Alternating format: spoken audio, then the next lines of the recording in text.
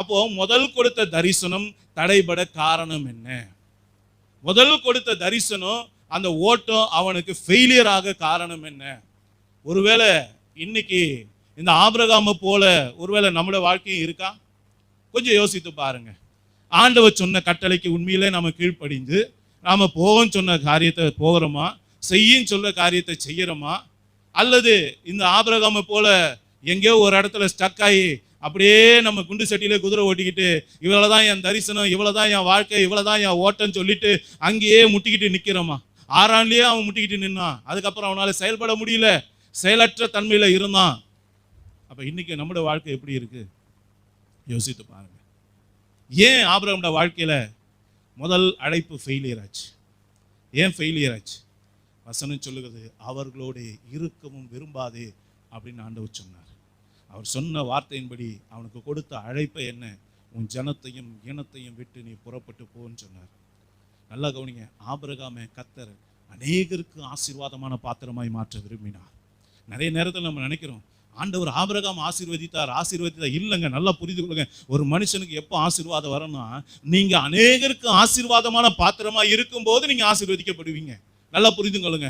ஆபிரகாமுக்குள் இந்த பூமியில இருக்க எல்லா ஜனங்களும் ஆசீர்வதிக்கப்பட்டாங்க. எப்படி?